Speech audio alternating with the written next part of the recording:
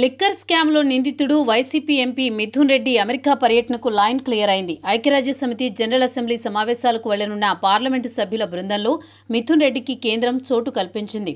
అయితే లిక్కర్ స్కామ్లో నిందితుడైన ఆయనపై ఏపీ సిఐడి గతంలో లుకౌట్ నోటీసులు జారీ చేసింది. ఇది మిథున్ రెడ్డి అమెరికా టూర్కు అడ్డంకిగా మారడంతో ఆయన ఏసీబీ కోర్టు అనుమతి కోరారు. ఈ నెల 23న అమెరికా వెళ్లాల్సి ఉండగా ఏసీబీ కోర్టు శుక్రవారం తీర్పు వెలువరించింది. ఐక్యరాజ్యసమితి జనరల్ అసెంబ్లీ సమావేశాలు 2 విడతలుగా జరుగుతుండగా మన దేశం నుంచి 2 బృందాలకు కేంద్రం పంపిస్తోంది. ఇందులో అన్ని పార్టీల ఎంపీలకు ప్రాతినిధ్యం కల్పించారు. తొలి బృందంలో టీడీపీ ఎంపీ శ్రీభరత్ వెళ్లారు. ఇక రెండో బృందంలో వైసీపీ ఎంపీ మిథున్ రెడ్డికి చోటు కల్పించారు. అయితే లుకౌట్ సర్క్యులర్ పెండింగ్లో ఉండడంతో ఆయన పర్యటనపై అనిశ్చితి ఏర్పడింది. ఇదే విషయాన్ని తెలియజేస్తూ కొద్ది రోజుల క్రితం ఎంపీ మిథున్ రెడ్డి ఏసీబీ కోర్టులో పిటిషన్ వేశారు.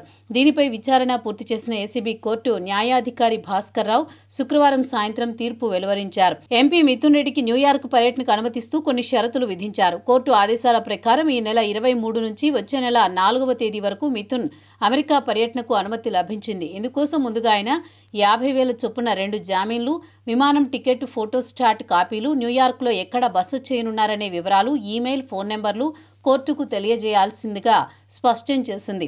అదేవిధంగా అమెరికా నుంచి తిరిగి రాగానే ఆయన పాస్పోర్ట్ను సిట్ అధికారులకు తిరిగి అప్పగించాలని షరతులు విధించింది.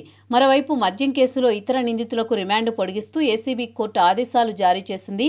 ప్రధాన నిందితుడు కేశిరెడ్డి రాజశేఖర్ రెడ్డితో పాటు నిందితులు చెవిరెడ్డి భాస్కర్ రెడ్డి, సజ్జల శ్రీధర్ రెడ్డి, చెరుకూరి వెంకటేష్ నాయుడు, బూనేటి చాణిక్య, నవీన్, బాలాజీ కుమార్కు వచ్చే నెల 24 వరకు రిమాండ్ పొడిగిస్తూ ఉత్తర్వులు జారీ చేసింది.